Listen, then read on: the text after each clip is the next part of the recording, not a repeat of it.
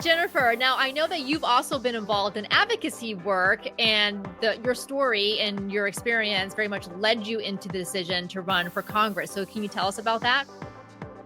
Absolutely. Thanks very much for having me. I really appreciate it. And it's always nice to be amongst other women talking about things like this that not a lot of women typically do. So appreciate it very much.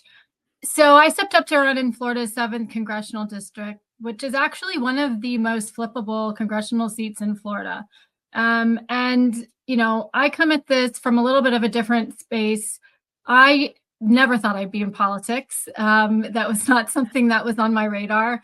I was a sports broadcaster, and then I went into being a small business owner, owned my own store with my sister, and had kids. And then the policies and the legal system, though, impacted my life in a way that I wasn't able to get equal protections like I had learned about, right? So I was doing laundry one day. I went in, was looking in my husband at the time's gym bag, came across pills that were in a envelope, and went and Googled them on the computer to find out what they were. And when I saw that they were synthetic heroin, Oxycontin, um, you know, that was the last straw. Like, had been going through, abuse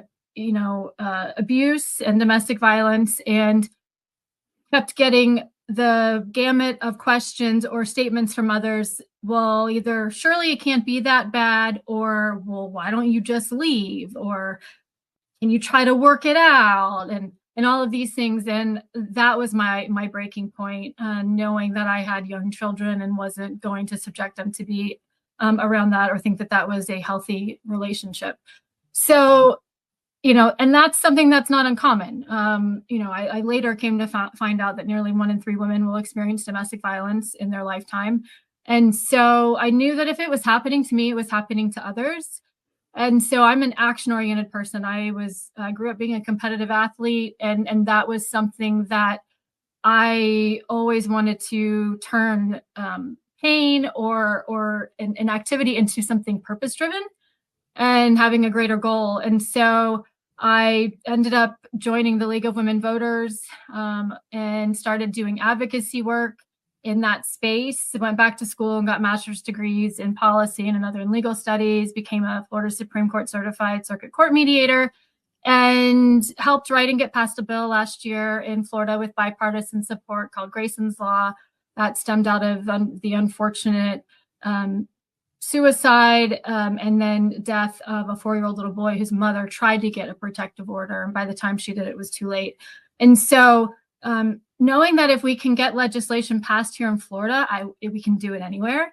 And so looked at different things. I've been asked to run for a couple different seats. And then when I looked into this congressional seat that used to be held by Congresswoman Stephanie Murphy, looked at the data, looked at the person who was in this seat, was like, this is a winnable seat. And you have to have the right candidate. You have to, a lot of things kind of have to align, right?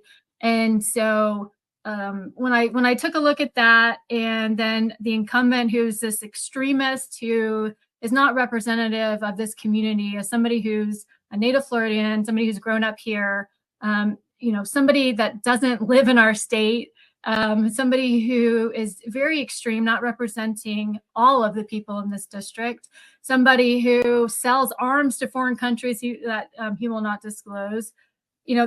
I was like, this is my congressperson. This is not okay. We deserve and can do so much better.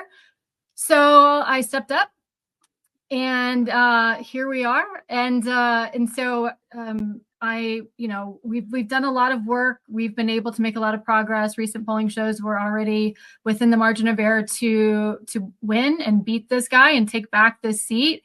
And with abortion and reproductive, healthcare and freedoms being on the ballot in Florida, it's energized a lot of women and a lot of men who support women and believe in bodily autonomy and believe in equality for everybody. So just really, really thankful for the opportunity to have the platform to be able to talk about things that are impacting all of us, to then really put forward some common sense, right? Be collaborative and to champion issues and solutions for the problems that all of us face every day. Jennifer, I remember that at the storytelling workshop that we did, we had each of you deliver a mini version of your stump speech, and you did that similar to what you did for us here. But then we had you say, okay, like, I want to hear that one moment, that one day where you realized that, well, the situation with your husband, where you had that breaking point where you said, like, no more, right? And then that eventually led you to run for office. And I remember when you told us that story of finding that envelope in his gym bag, and you said it just very similar to how you said it here today, you could hear a pin drop in the room of us as you shared that story. And we were like, yes, that is it.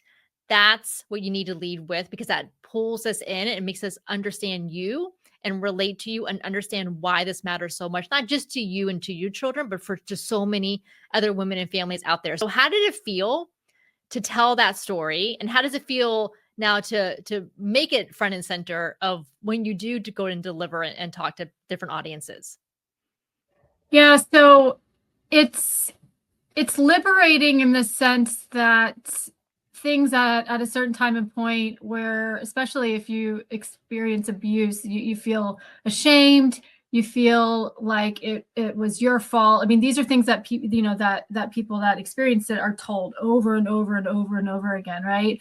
Especially if you have a legal system that really is enabling abuse, right, instead of protecting individuals. So it's liberating in that sense. It's as a for somebody who's so used to advocating for others or advocating for my children, not advocating for myself.